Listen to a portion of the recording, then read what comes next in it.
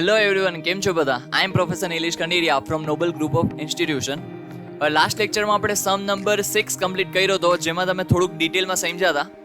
હવે આજે આપણે આ લેક્ચરમાં સમ નંબર 7 અને સમ નંબર 8 બંને કમ્પ્લીટ કરવાના છીએ.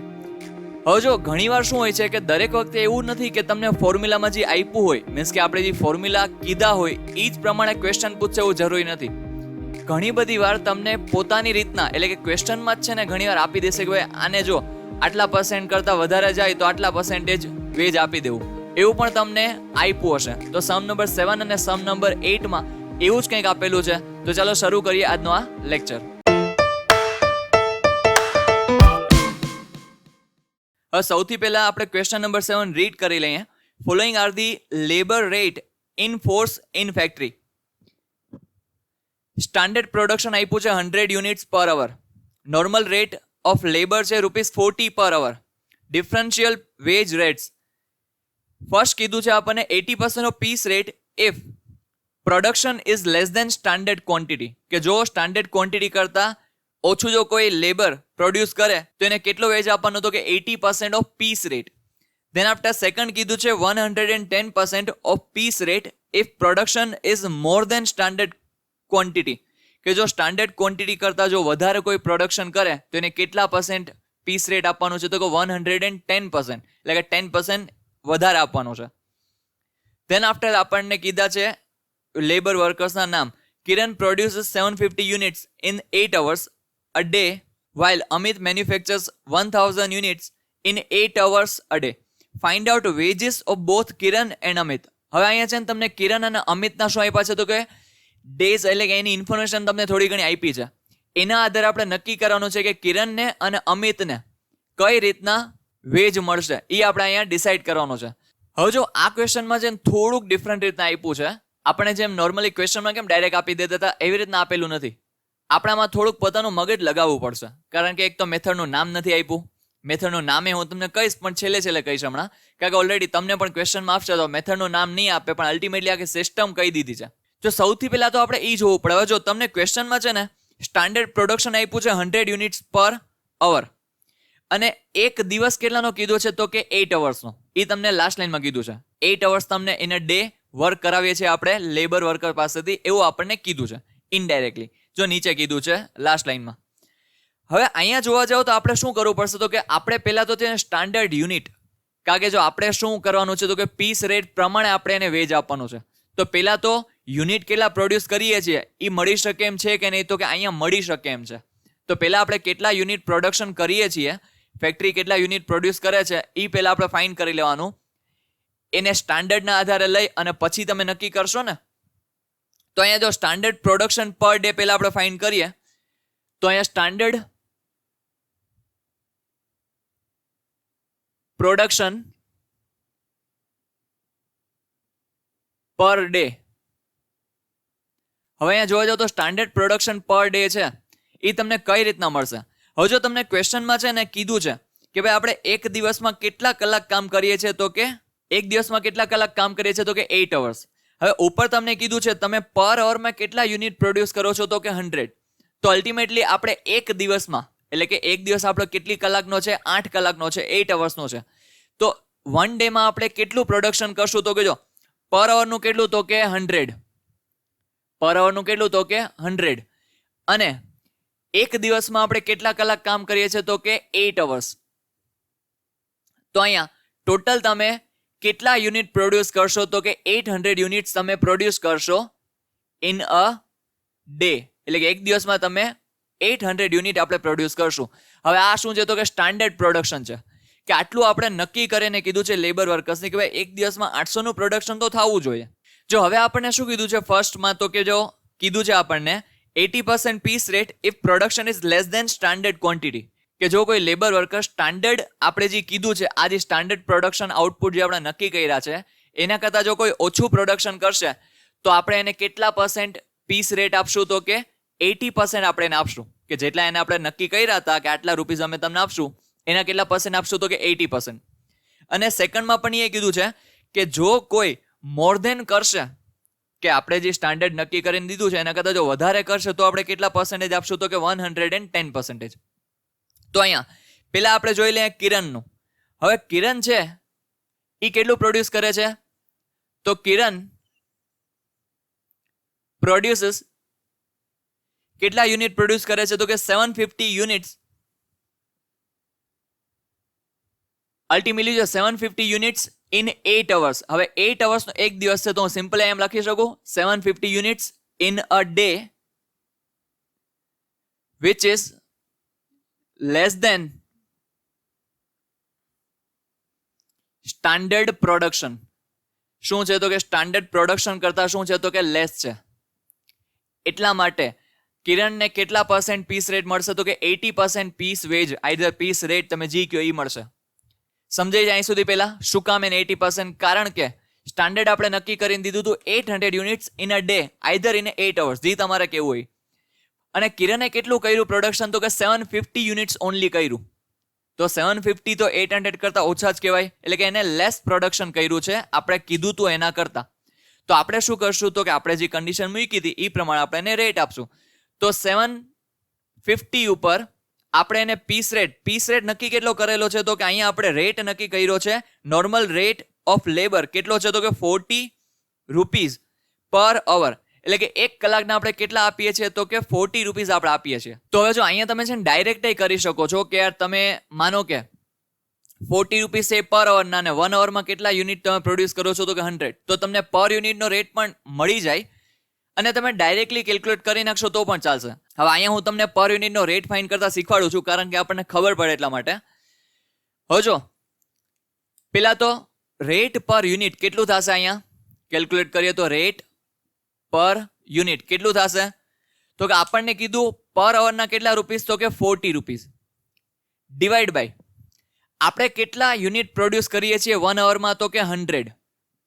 તો અહીંયા તમે જોવા જાઓ તો કેટલા થશે? તો કે 0.4 રૂપીઝ પર યુનિટનો રેટ આવ્યો, જો આવી રીતના તમે કરશો તો. હવે કિરણને કેટલા રૂપીઝ આપણે આપશું? તો કે જો કિરણનું વેચ થશે કેટલા રૂપીસ? તો કે આપણે નક્કી કેટલા, હવે એને કેટલા યુનિટ પ્રોડ્યુસ કર્યા? તો કે 750 યુનિટ્સ એને પ્રોડ્યુસ કર્યા. હવે આપણે શું? તો કે 0.4 રૂપીઝ પર યુનિટ આપણે નક્કી કર્યું, પણ આનું જેટલું પણ વેજ થશે એને આપણે કેટલા % આપશું? તો કે 80% વેજ આપણે એને આપશું. શું કામ એને? કારણ કે એને સ્ટાન્ડર્ડ કરતાં ઓછું પ્રોડક્શન કરેલું છે, એટલા માટે આપણે એને કેટલું વેજ આપશું? તો કે 80%. એ આપણને ક્વેશ્ચનમાં કીધું છે. તો આનું કેલ્ક્યુલેશન કરી લઈએ તો સિમ્પલી 750 ઇન્ટુ 0.4 ઇન્ટુ 80%, એટલે કે 80 ડિવાઈડ બાય 100. તો કેટલો આન્સર આવે? તો કે આપણો અહીંયા આન્સર આવશે ₹240. તો અહીંયા આપણે લખી નાખીએ ₹240. હવે આ કોનું વેજ થયું? તો કે કિરણનું વેજ થયું, કે કિરણને આટલા રૂપિયા મળશે. અહીં સુધી પહેલા સમજાય છે બધાને કે કિરણને ₹240 મળશે.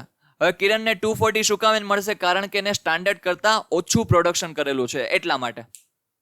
હવે આપણે આવી રીતના જોઈ લઈએ, તમારે આવી રીતના આખું લખવાનું હોય છે. હવે આપણે જોઈએ કોનું? તો કે સેકન્ડ કોણ છે? તો કે સેકન્ડ આપણને કીધું છે અમિત. અમિત શું કરે છે? તો કે Amit manufacturers 1000 units in 8 hours. હવે કીધા કેટલા છે? તો કે 800, પણ અમિત કેટલા કરે છે? તો કે 1000. તો અહીં આપણે સિમ્પલી આની જેમ જ લખી નાખશું Amit produces 1000 units in a day, either in 8 hours, જે તમારે લખવું હોય, which is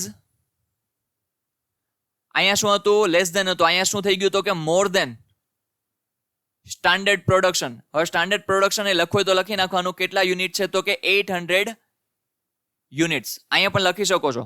તો અલ્ટિમેટલી આયા શું કર્યું છે? તો કે સ્ટાન્ડર્ડ કરતા વધારે પ્રોડક્શન કર્યું છે, એટલે કે આને આપણે કેટલું રેટ આપશું? Piece rate. તો કે જેટલું આપણે નક્કી કર્યું છે એના કરતાં 110% આપણે એને આપશું. તો જો અહીંયા તમે પર યુનિટનો પ્રાઇસ એકવાર ડિસાઇડ કરી લીધો છે, એટલે એકવાર કેલ્ક્યુલેટ કરી લીધો છે, તો પાછો કરવાની જરૂર નથી.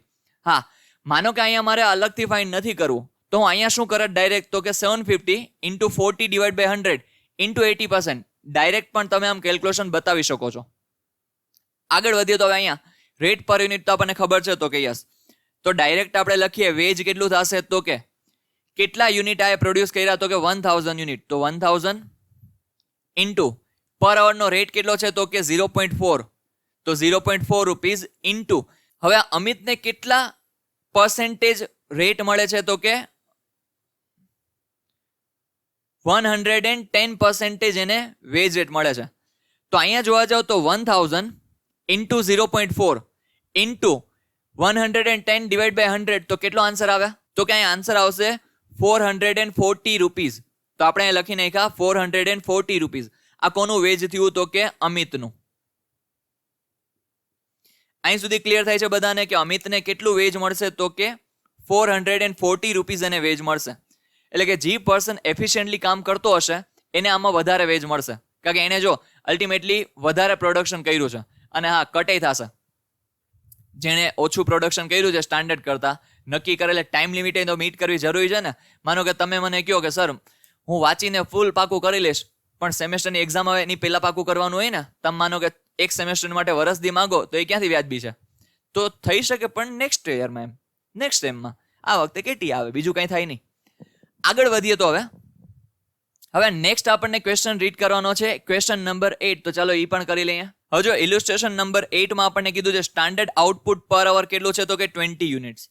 સ્ટાન્ડર્ડ લેબર રેટ પર અવર કેટલો છે? તો કે ₹2. A, B and C produces 170, 144 and 128 units respectively for a day of 8 working hours. એક દિવસમાં એ લોકોએ 8 કલાક કામ કરે છે. અહીંયા 3 પર્સન છે, A, B અને C. Calculate wages earned by all of them according to Merrick's multiple rate system. હવે અહીંયા તમને નામ આપી દીધું છે, Merrick's multiple rate system. હવે જો મેરિક્સમાં નોર્મલી આપણે શું યાદ રાખ્યું હતું? તો કે 83 આઉટપુટ, એટલે કે 83% કરતાં ઓછું આઉટપુટ હોય તો, 83 થી લઈને અપ ટુ 100% સુધી આઉટપુટ હોય તો, અને મોર દેન 100% આઉટપુટ હોય તો આપણે એવી રીતના કંઈક યાદ રાખ્યું હતું. હવે જો મેરિક્સ મલ્ટિપલ પીસ રેટ સિસ્ટમમાં આપણે શું યાદ રાખ્યું હતું? તો કે જો આપણું આઉટપુટ લેસ દેન 83% હશે તો એને કેટલું આપણે પીસ રેટ આપશું? તો કે 100% પીસ વેચથી આપણે એને પેમેન્ટ કરી દેશું. જો 83% કરતાં અબોવ અપ ટુ 100% હોય આઉટપુટ પ્રોડક્શન, જો એટલું હોય તો કેટલા પર્સન્ટેજ? તો કે 110% ઓફ પીસ રેટ સિસ્ટમ આપણે યાદ રાખ્યું હતું. અને લાસ્ટ એન્ડ ફાઇનલ હતું શું? તો કે અબોવ 100% હોય, એટલે કે આઉટપુટ છે સ્ટાન્ડર્ડ કરતાં અબોવ હોય તો કેટલું? તો કે 120% આપણે એને પીસ રેટથી પેમેન્ટ કરતા હતા. તો અહીંયા એ જ સિસ્ટમ ફોલો કરવાની છે. તો હવે પહેલાં આપણે પર્સન્ટેજ ફાઇન્ડ કરવા પડશે. તો હવે આપણે કેલ્ક્યુલેશન કરવાનું સ્ટાર્ટ કરીએ તો સિમ્પલી જો આપણે પહેલાં આની જેમ જ પર યુનિટનો રેટ પહેલાં ડિસાઇડ કરી લઈએ કે પીસ રેટ જે આપણે નક્કી કરીએ છીએ એ પહેલાં આપણે કેલ્ક્યુલેટ કરી લઈએ. તો અહીંયા આપણને કીધું છે શું? તો કે સ્ટાન્ડર્ડ લેબર રેટ પર અવર કેટલો છે? તો કે ₹2. અને આપણે પર અવરના કેટલા યુનિટ પ્રોડ્યુસ કરીએ છીએ, એટલે કે આપણી ફેક્ટરીમાં કેટલા થાય છે? તો કે 20 યુનિટ્સ. તો અહીંયા પીસ રેટ પર યુનિટ પહેલાં કેલ્ક્યુલેટ કરીએ તો કેટલો આવે? જે આપણે અહીંયા કર્યો એ જ પીસ રેટ પર યુનિટ કેટલો થશે? તો કે ₹2 મળે છે પર અવરના, અને કેટલા યુનિટ પ્રોડ્યુસ કરીએ છીએ આપણે? તો કે 20 યુનિટ્સ. તો અહીંયા 2 ડિવાઈડ બાય તમે જો 20 કરો તો કેટલા આવે? તો કે 0.1, ઓર તમે લખી શકો શું? તો કે 10 પૈસા, 10 પૈસા મળે છે ખાલી પર યુનિટ. હવે આપણે પછી શું નક્કી કરવું પડે? તો કે સ્ટાન્ડર્ડ આઉટપુટે ડિસાઇડ કરી લેવું પડે. તો અહીંયા સ્ટાન્ડર્ડ આઉટપુટ આપણે જોઈએ, આપણે પીસ રેટ ફાઇન્ડ કર્યો. હવે સ્ટાન્ડર્ડ આઉટપુટ, હવે સ્ટાન્ડર્ડ આઉટપુટ માટે આપણે શું કરવું પડશે? તો કે જો આપણે પર ડે ના અવર્સ કેટલા છે? તો કે 8. અને પર અવર આપણે કેટલું પ્રોડક્શન કરીએ છીએ? તો કે કરીએ છીએ આપણે પર અવર પ્રોડક્શન 20 યુનિટ્સ. તો અહીંયા તો કે 20 ઇન્ટુ 8 તો કેટલા આવે? તો કે 160 યુનિટ્સ આપણે સ્ટાન્ડર્ડ આઉટપુટ કાઉન્સમાં લખી નાખ્યા પર ડે, કે એક દિવસમાં નોર્મલી આપણે સ્ટાન્ડર્ડ આઉટપુટ 160 યુનિટ્સ નક્કી કર્યું છે. જો એટલા કોઈ કરી લેશે તો એને 110% આપશું, એના કરતાં વધારે કરશે તો 120% આપશું, અને એના કરતાં ઓછું એટલે કે 83 કરતાં ઓછું કરશે કોક તો આપણે 100% આપશું એને પીસ રેટ. હવે આપણે 1 by 1 બધાનું કેલ્ક્યુલેશન કરવાનું સ્ટાર્ટ કરીએ તો પહેલાં આપણે બધાના પર્સન્ટેજ ફાઇન્ડ કરવા પડશે કે ભાઈ આટલા તો આટલા કેટલા, એવી રીતના તમે કરી શકો છો. અને જો તમને ડાયરેક્ટલી એફિશિયન્સી ફાઇન્ડ કરતા આવડતી હોય તો એ તમે કરી શકો છો. હું તમને પહેલામાં કરીને બતાવું છું, રેશિયો વાઇઝ, પછી આપણે ડાયરેક્ટ કરશું. હવે આપણે બધાની શું ફાઇન્ડ કરવાની છે? તો કે એફિશિયન્સી. શું? તો કે એફિશિયન્સી આપણે ફાઇન્ડ કરવાની છે બધાની. હવે સિમ્પલી જો અહીંયા હું તમને ખાલી મૂકી દઉં તો સ્ટાન્ડર્ડ એકચ્યુઅલ તો 100 એ કેટલા, આ એનો રેશિયો થઈ ગયો કે સ્ટાન્ડર્ડ આઉટપુટ આપણે જે નક્કી કર્યું છે એની કમ્પેરિઝનમાં એકચ્યુઅલ પ્રોડક્શન કેટલું છે, તો કે જેટલું આપણને અહીંયા કીધું એટલું. તો 100 એ કેટલા, આ એનો શું બની ગયો, તો કે રેશિયો બની ગયો. તો આ તમે ક્રોસ મલ્ટિપ્લિકેશન આના આધારે કરશો. હવે આપણે 1 by 1 બધાનું ફાઇન્ડ કરવા માંડીએ તો સૌથી પહેલા આવ્યો એ. હવે એની એફિશિયન્સી કેટલી છે, અહીંયા ક્રોસ મલ્ટિપ્લિકેશન. હવે જો એનું એકચ્યુઅલ પ્રોડક્શન કેટલું આપ્યું છે, તો કે અહીંયા આપણને આપ્યું છે 170 યુનિટ્સ. તો અહીંયા આપણે લખીએ 170 ઇન્ટુ 100. જો અહીંયા તમે લખશો actual into 100 divide by standard output કેટલું છે, તો કે 160. તો અહીંયા આપણે કેલ્ક્યુલેશન કરીએ 170 ઇન્ટુ 100 ડિવાઈડ બાય 160 કરો તો કેટલા આવે, તો કે અહીંયા આવે 106.25%. તો આની એફિશિયન્સી 100 કરતાં વધારે છે. ધેન આફ્ટર ફાઇન્ડ કરીએ આવી જ રીતના બીનું. હવે બીનું આપણને એકચ્યુઅલ પ્રોડક્શન કેટલું આપ્યું છે, તો કે અહીંયા આપણને આપ્યું છે 144 યુનિટ્સ. તો અહીંયા આપણે લખીએ 144 ઇન્ટુ 100 તો પર્સન્ટેજના છે ડિવાઈડ બાય સ્ટાન્ડર્ડ આઉટપુટ કેટલું છે, તો કે 160 ઇઝ ઇક્વલ ટુ આન્સર કેટલો આવશે, તો કે અહીંયા કેલ્ક્યુલેશન કરીએ તો 144 ઇન્ટુ 100 ડિવાઈડ બાય 160 તો કેટલા પર્સન્ટેજ આવે છે, તો કે 90%. ધેન આફ્ટર જોઈએ તો હવે સી ની એફિશિયન્સી. હવે સી એ એકચ્યુઅલ પ્રોડક્શન કેટલું કર્યું છે, તો કે એકચ્યુઅલ પ્રોડક્શન એને કર્યું છે 128 યુનિટ.